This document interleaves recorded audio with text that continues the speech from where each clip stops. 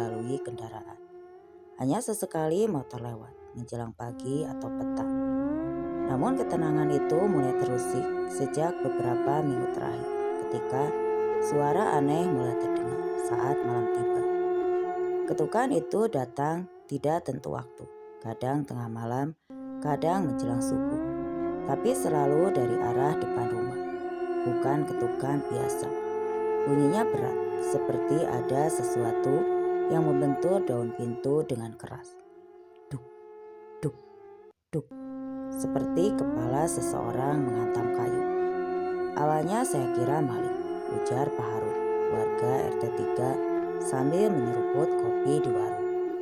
Tapi waktu saya intip lewat celah jendela, gak ada siapa-siapa. Waktu itu jam 2 pagi, tapi ketukan terus jalan, pindah ke rumah sebelah. Kejadian serupa dialami oleh beberapa warga lainnya.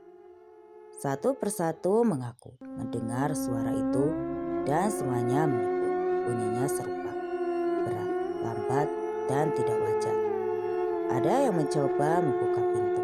Seorang bapak bernama Pak Kasta nekat membuka karena mengira ada tamu genting. Paginya ia ditemukan tergeletak di teras rumah dalam keadaan tidak sadarkan diri. Mulutnya berbusa, matanya terbuka, menatap kosong ke langit-langit. Sejak kejadian itu warga mulai takut. Mereka memasang kunci ganda, menyelipkan sapu lidi di balik pintu. Tradisi lama yang menolak gangguan halus. Anak-anak dilarang keluar rumah setelah maghrib. Bahkan suara televisi pun dikecilkan menjelang malam, seolah takut mengundang perhatian si pengetuk misterius.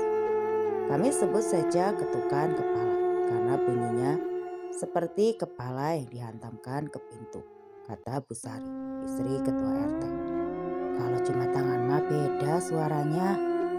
Rasa takut mulai tumbuh menjadi keresahan. Warga berkumpul di musola, berdoa bersama. Tapi suara ketukan itu tetap datang. Tidak setiap malam, tapi cukup sering untuk membuat semua orang tidur dengan lampu menyala. Dan malam itu, satu tragedi datang, menandai awal dari mimpi buruk yang lebih panjang.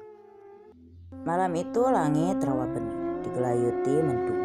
Angin dingin berhembus pelan, membawa suara dedaunan kering yang terseret di halaman rumah.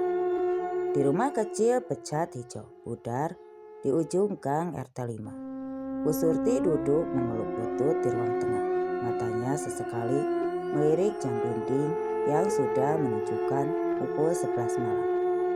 Tidur duluan Bu, kata si Bung Suryan, anak lelaki berusia 8 tahun yang duduk bersandar di pintu kamar. Bu Surti hanya mengangguk pelan. Lelah. Setelah seharian mencuci di rumah orang, ia hendak mematikan lampu saat suara itu datang. 3 kali ketukan berat dari arah pintu depan. Duk, duk, duk. Rian leprek berdiri. Bu Surti ikut menegang. Suara ketukan itu persis seperti yang dibicarakan para tetangga. Berat, pelan, tapi sangat nyata. Mereka saling pandang.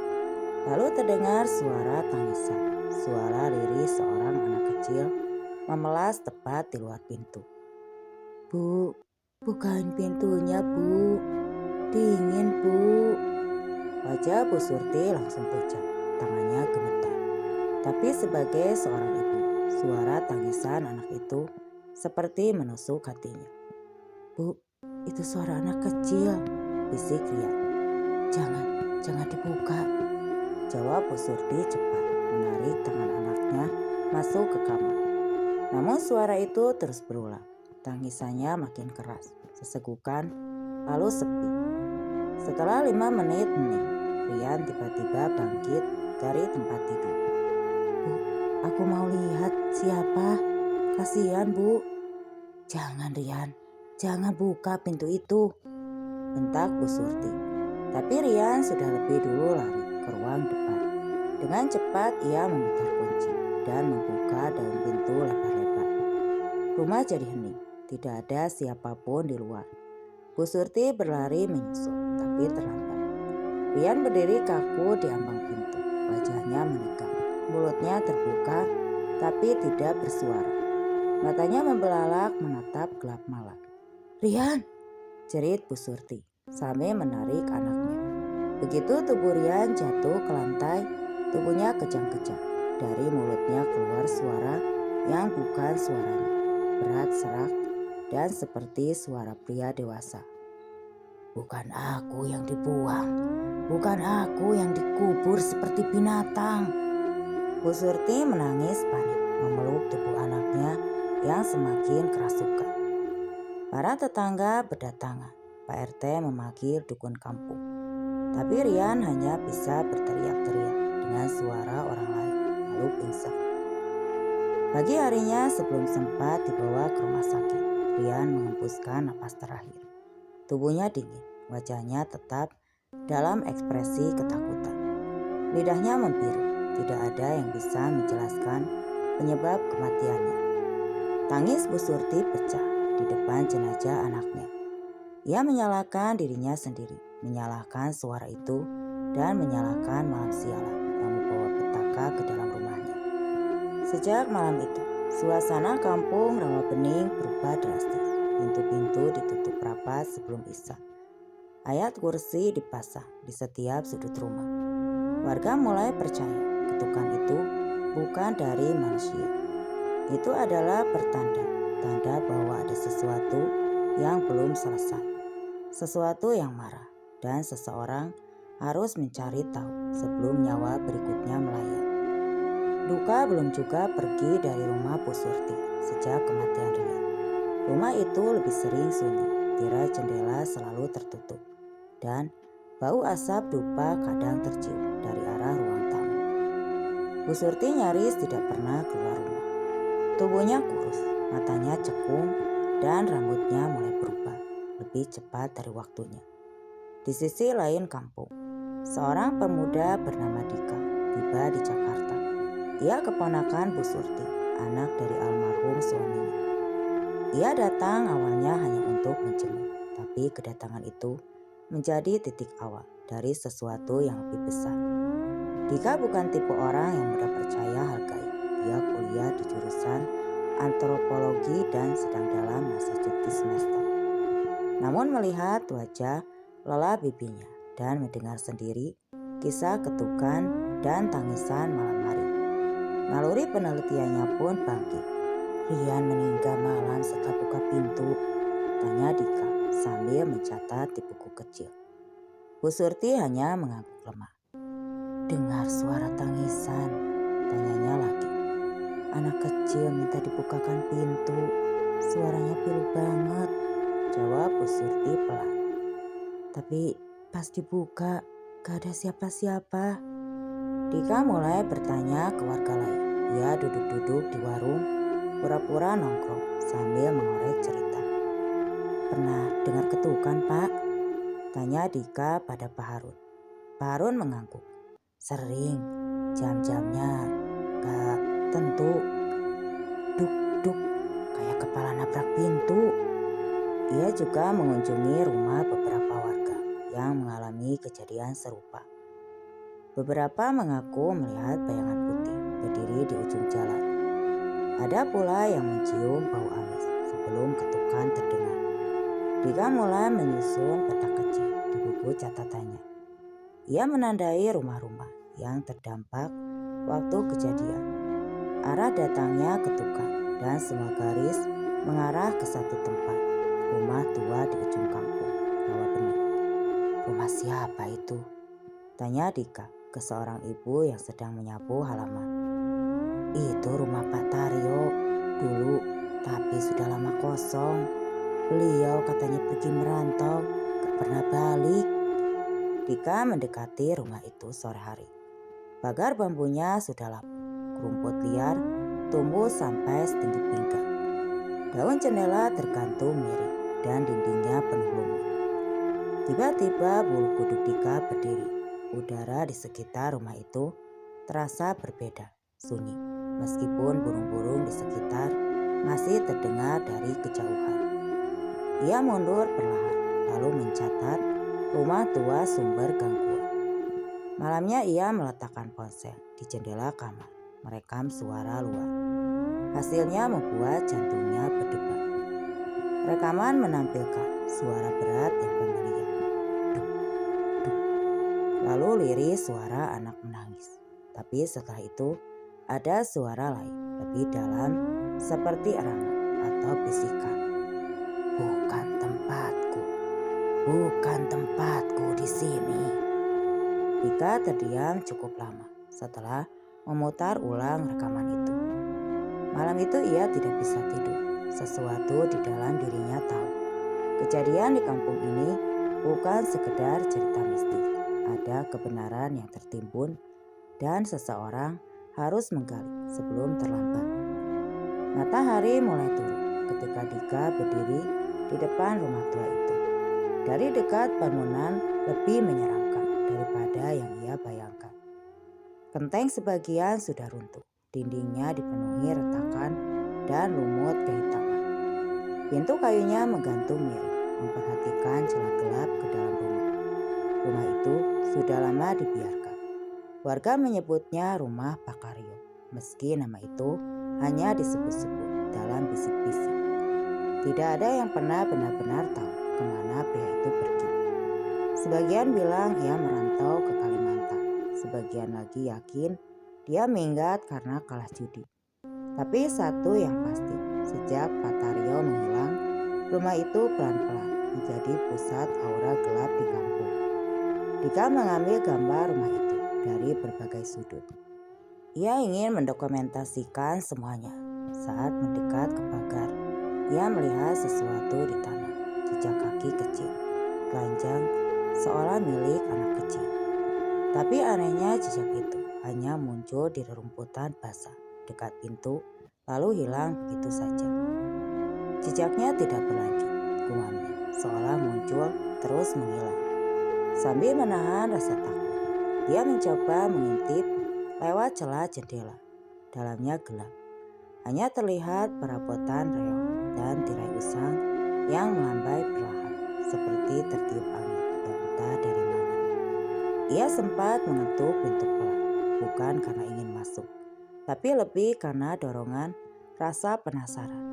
Tidak ada jawaban, tapi saat hendak pergi, telinganya menangkap suara samar dari dalam rumah. Suara kayu berderak seperti langkah kaki pelan yang menyeret. Krek, krek.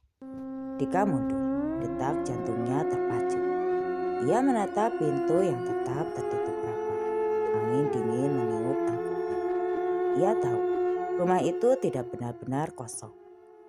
Keesokan harinya Dika kembali mendatangi warga. Ia menemui Pak RT dan beberapa ketua kampung. Boleh tanya sesuatu soal rumah Patario? Bukannya hati-hati. Pak RT, pria setengah baya dengan peci lusuh di kepalanya, hanya menghela napas panjang. Itu rumah sial, nak. Sudah lama kami biarkan. Yang coba bersihkan biasanya jatuh sakit. Ada yang mimpi buruk terus-menerus. Warga sekarang milih enggak ganggu. Patarionya sendiri kemana, Pak? Entahlah, dulu dia tinggal sendirian. Duda, kakaknya pernah datang bawa kabar. Katanya dia pindah keluar Jawa, tapi tidak pernah jelas. Sejak itu rumah dibiarkan. Dika mencatat semuanya. Tapi satu hal menganjal. Kenapa tidak ada yang pernah benar-benar mencari Patario? Semakin ia gali, semakin kuat firasatnya bahwa kepergian Patario bukan keinginannya sendiri. Ada yang disembunyikan dan rumah tua itu menyimpan jawaban. Dika tidak bisa tidur malam itu. Rekaman suara jejak kaki anak kecil yang hilang di depan rumah dan langkah kaki di dalam bangunan kosong terus berputar di kepalanya. Pagi harinya ia menghubungi Bima, teman lamanya semasa SMA yang kini tinggal di desa tetangga dan dikenal cukup berani soal urusan mistis. Lo yakin mau masuk ke dalam rumah itu, Dik? Tanya Bima saat mereka berdiri di depan rumah Pak Taryo. Gue harus tahu, Ada apa di dalam? Ini bukan sekedar cerita hantu. Kayaknya ada yang belum selesai di sini. Jawab Dika mantap.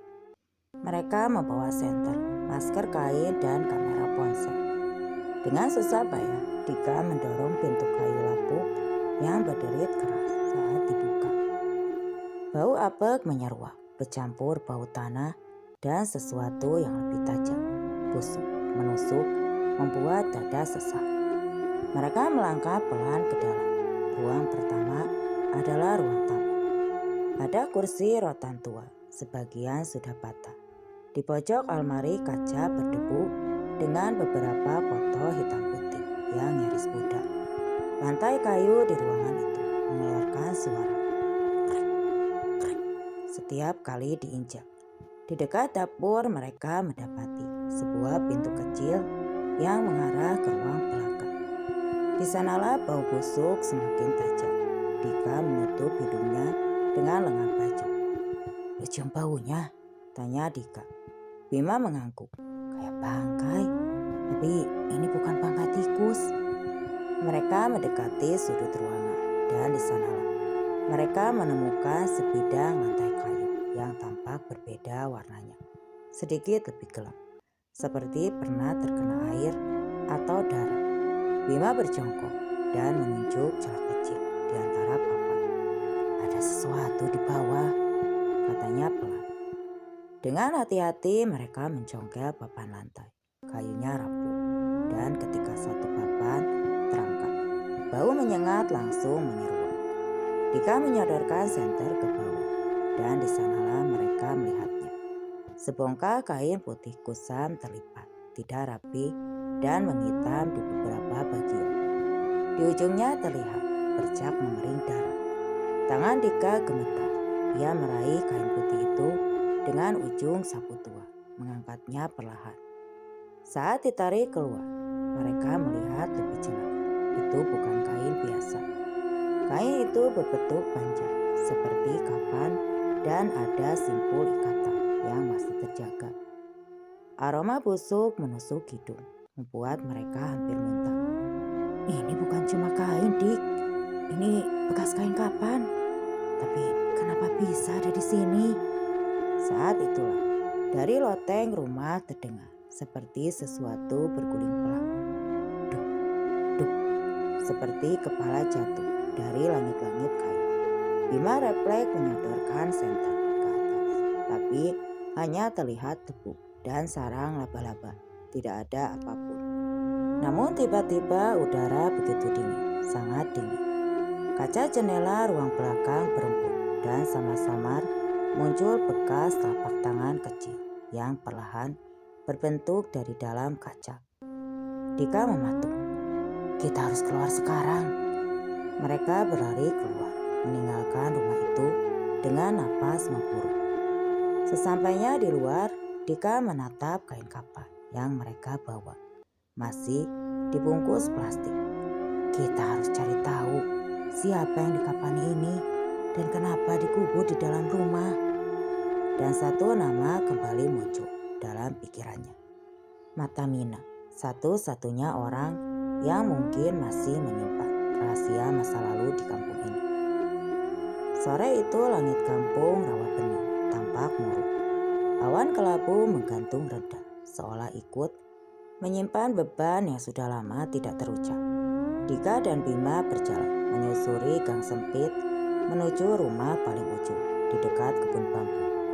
Rumah itu milik Mata Mina, janda tua yang dijauhi banyak orang karena dianggap bisa melihat kalau ada yang tahu tentang masa lalu kampung ini, yaitu cuma Mata Mina, ujar Dika pelan. Suaranya nyaris berbisik. Mereka mengetuk pintu pelan. Di dalamnya pintu terbuka sedikit. Dari celah itu muncul wajah keriput Mata Mina dengan mata cekung tajam yang seperti menembus dada. "Kalian bawa sesuatu dari rumah Pak Taryo," katanya, bahkan sebelum mereka membuka mulut.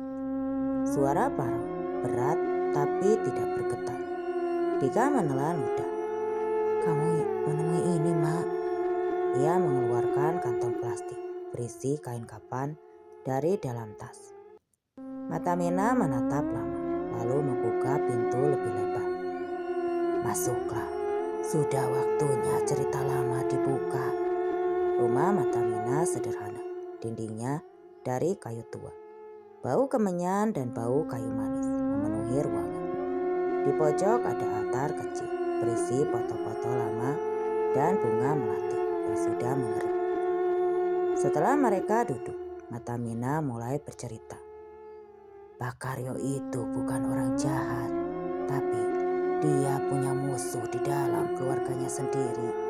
Semuanya dimulai waktu orang tuanya meninggal dan meninggalkan warisan tanah dan rumah itu. Dika mencatat pelan di buku kecilnya. Taryo bersaudara, kakaknya si Joyo, waktu itu pulang dari kota, katanya mau bantu jual tanah. Tapi diam-diam Joyo sudah gelap mata. Ia mau semua hartanya jatuh ke tangannya. Mata Mina berhenti sejenak, menarik napas panjang. Malam-malam aku dengar cerita dari rumah itu. Tapi waktu aku datang, Joyo bilang Taryo sudah pergi jauh merantau. Semua orang percaya karena memang Taryo itu jarang bicara. Lalu setelah itu, rumah itu dibiarkan kosong. Tapi aku tahu, aku lihat di dalam mimpiku, Pak Taryo tidak pergi kemana-mana. Dia dibunuh. Jasadnya dikubur di lantai rumah itu. Dibalut kapan seadanya, tidak dimandikan, tidak disalatkan. Makanya arwahnya tidak tenang. Bima menatap Dika, wajahnya memucat. Mak, kenapa baru sekarang cerita? Aku sudah tua nak. Dulu aku takut. Tapi semenjak ketukan-ketukan itu muncul dan suara tangisan terdengar dari rumah-rumah warga, aku tahu waktu Taryo meminta tolong sudah datang. Mata Mina menatap kain kapan itu lama. Ini bukan cuma kain, ini tanda bahwa dia masih terkurung di antara dua alam. Kalian harus bantu bebaskan dia. Kalau tidak, kampung ini tidak akan pernah tenang. Petang itu sebelum mereka pulang, Mata Mina memberikan Dika selai kain lusuh berisi doa-doa lama dan satu pesan. Cari orang yang bisa tuntun arwah itu pulang. Cari yang bisa memandikannya, mensalatkannya, dan menguburkannya dengan layak. Kalau kalian biarkan, ketukan itu akan berubah menjadi cerita. Dan malam itu pun turun dengan angin yang membawa bau melati busuk. Hari berganti malam dan langit kampung Rawang Bening tampak gelap, pekat seperti terbungkus kain kapur. Tidak ada binatang, tidak ada suara jangkrik, sembunyi mencekam seolah seluruh alam ikut menahan napas. Dika duduk di rumah Bu Surti bersama Bima. Mereka menyiapkan kamera, alat perekam suara, dan jimat kecil pemberian Mata Mina yang digantungkan di leher. Sudah 2 malam terakhir, suara ketukan makin instan. Bukan hanya pintu rumah Bu Surti, tapi nyaris setiap rumah di kampung mulai terdengar suara yang sama. Duk, duk, duk. Pukul 12.47, ketukan pertama terdengar. Bima menatap Dika, wajah mereka sama-sama tegak. Ketukan itu berat, tidak seperti tangan manusia. Suaranya tumpul seperti sesuatu membentur kayu, seperti kepala. Duk, duk, lu dengar? Bisik Dika. Dengar, dekat banget, jawab Bima sambil menyalakan kamera. Mereka tidak membuka pintu, hanya mengintip lewat salah satu ventilasi. Sama-sama mereka melihatnya, sosok putih berdiri membelakangi pintu. Tubuhnya tinggi, terbungkus kain kapan kotor. Tapi yang membuat jantung mereka nyaris berhenti adalah kepalanya. Darah mengalir dari dahi ke wajahnya yang pucat membiru. Dan yang paling mengerikan, pocong itu mengetuk pintu dengan kepalanya. Kepalanya menghantam pintu pelan. namun terus-menerus. Darah menetes dari dahinya dan mengenai ubin teras.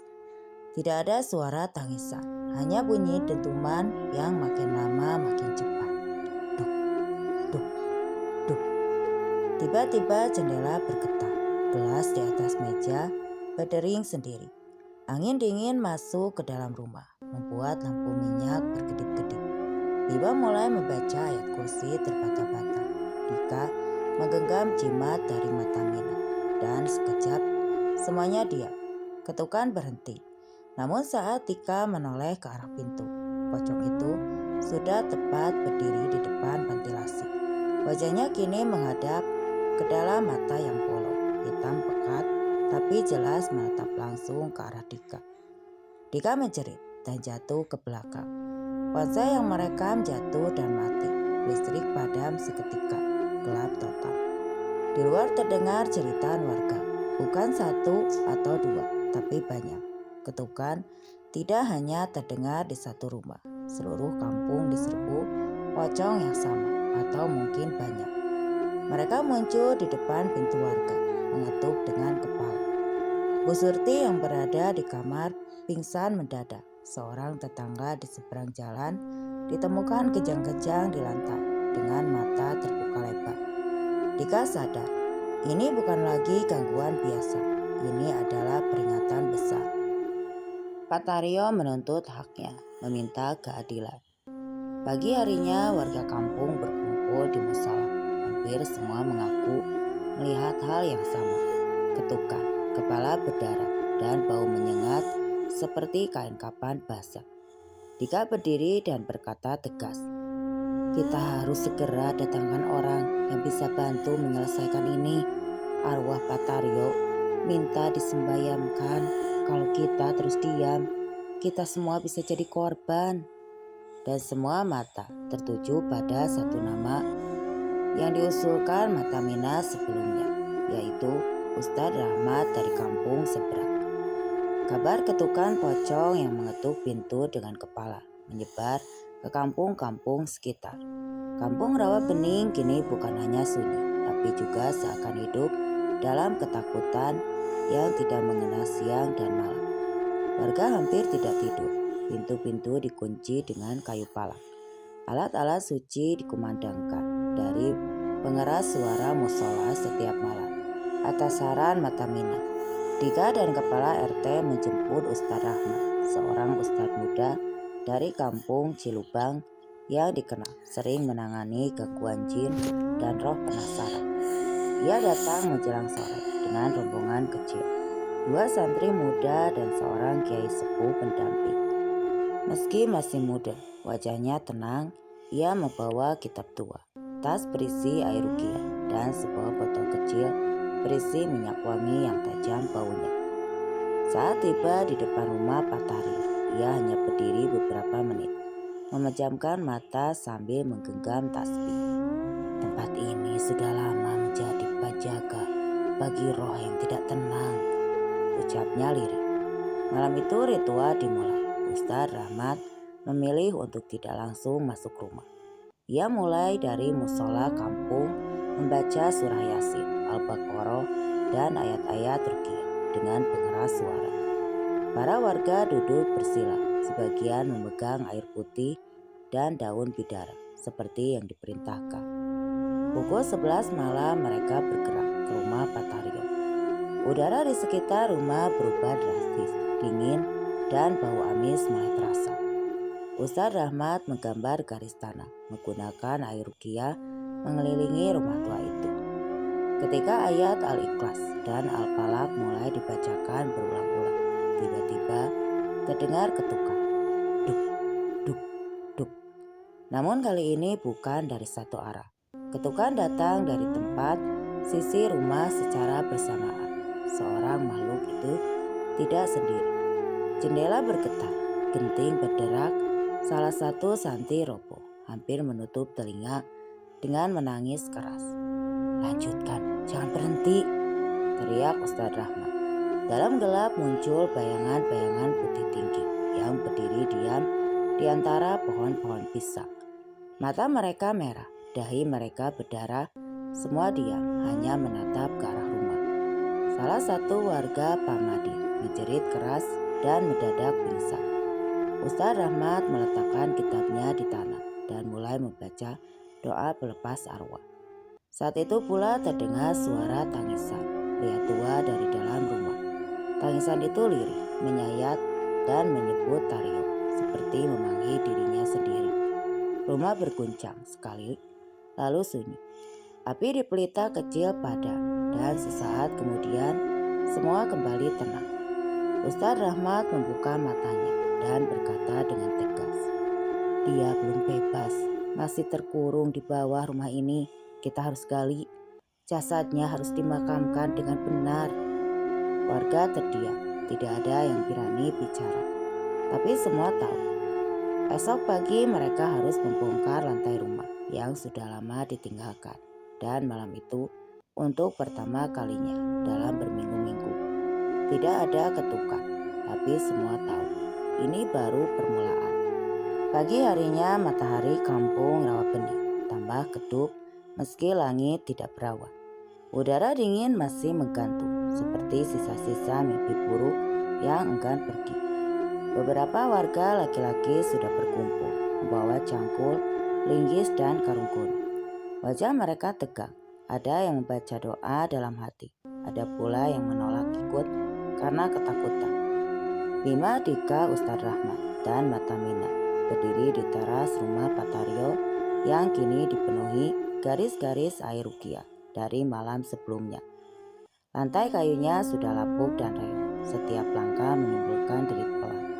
Seakan rumah itu sendiri berjerit kesakitan. "Di bawah lantai ruang tengah," kata Matamina, suaranya berat. "Dulu ada suara aneh dari situ, tapi warga lebih memilih diam." Penggalian dimulai perlahan. Papan-papan lantai dicabut satu persatu. Debu dan sarang laba-laba berterbangan. Tanah hitam pekat terlihat basah seperti lumpur meski tidak hujan. Bau amis dan busuk langsung menyergap. Beberapa warga mundur menutup hidung sambil memalingkan wajah. Tidak lama menggali, cangkul salah satu warga menghantam sesuatu yang keras, bukan batu, tapi sesuatu yang berserat. Kain kapan masih utuh di bagian tertentu, tapi sudah menghitam dan berlendir di bagian lain. Ustadz Rahmat mendekat dan membaca ayat suci.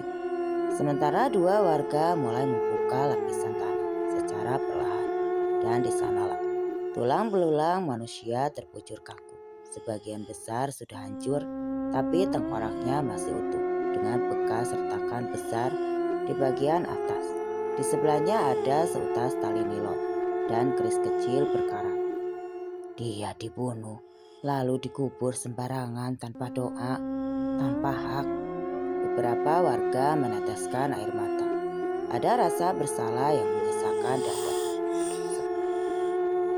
Mereka semua selama ini menutup mata. Mereka biarkan rumah itu jadi penjara abadi jasad Pak Taryo. Jasadnya dibersihkan sebisanya dan dibungkus kain kapan baru. Proses pemakaman dilakukan di pemakaman umum dengan penghormatan layak. Tidak ada keluarga yang datang, semua sudah pergi sejak lama. Tapi warga kampung berdiri mengelilingi liang lahat, menunduk penuh penyesalan. Ustadz Rahmat memimpin doa panjang, membacakan tahlil dan doa pelepas roh dengan suara lantang. Tidak ada seorang pun bicara setelah itu. Saat liang lahat ditutup, angin berembus pelan dan harum bunga melati tiba-tiba menyebar entah dari mana. Matamina tersenyum kecil. Dia sudah tenang, dia sudah diantarkan pulang. Malamnya kampung kembali sunyi, tidak ada ketukan, tidak ada suara, tidak ada pocong. Namun satu hal tetap tidak berubah. Rumah Pak Taryo tetap dibiarkan kosong, tidak seorang pun berani menyentuhnya. 3 hari berlalu sejak pemakaman ulang jasad Pak Taryo. Warga kampung Rawabening perlahan mulai berani membuka jendela di malam hari. Anak-anak kembali bermain di sore menjelang maghrib dan suara azan dari musola tidak lagi diselimuti kecemasan. Tapi satu hal yang paling mencolok, ketukan itu benar-benar hilang. Malam-malam kampung menjadi tenang. Tidak ada lagi suara kepala membentur pintu. Tidak ada lagi warga yang pingsan, kesurupan, atau mimpi buruk. Bahkan burung hantu yang dulu sering bersiul menjelang tengah malam tidak lagi terdengar. Namun pada malam ketiga setelah pemakaman, beberapa warga mengalami mimpi yang sama. Mimpi tentang seorang lelaki tua berkain putih duduk di beranda rumahnya yang dulu. Lelaki itu tersenyum, menatap lembut ke arah mereka, lalu berdiri perlahan dan melangkah ke arah cahaya yang muncul dari ujung kebun pisang. Dika juga bermimpi hal serupa. Di dalam mimpinya, Patario menatapnya dengan mata berkaca-kaca. "Terima kasih, Nak. Aku bisa pulang sekarang." Ketika Dika terbangun, ia merasa dadanya ringan. Rasa bersalah yang selama ini menumpuk karena diamnya warga akhirnya sedikit terobati. Dia berjalan ke beranda rumah Bu Surti, melihat dirinya dulu sering duduk waktu kecil dan melihat ke arah rumah tua yang kini ditinggalkan. Rumah itu kini sunyi, tidak menyeramkan, tapi sunyi seperti rumah tua biasa. Hanya angin yang lewat memainkan tirai sobek di jendelanya. Tidak ada aura kemarahan, tidak ada teror, hanya keheningan. Warga sepakat untuk tidak membongkar rumah itu, tapi juga tidak menempatinya. Mereka membiarkannya berdiri sebagai pengingat bahwa diam bisa melahirkan penderitaan dan bahwa setiap orang, bahkan yang tidak lagi bernyawa, berhak atas keadilan dan penguburan yang layak. Ustaz Rahmat dan para santri pamit setelah 7 hari sebelum pergi. Ia sempat berpesan kepada Dika, "Jangan berhenti belajar, Dika. Kampung ini butuh orang muda yang peka, yang berani bertanya, dan yang mau bergerak seperti kamu." Dika mengangguk.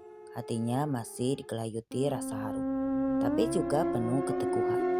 Ia tahu kampung Rawa Bening telah melewati masa kelamnya. Dan sejak malam itu, tidak ada lagi ketukan, tidak ada lagi pocong, hanya kedamaian. Dan cerita pun selesai.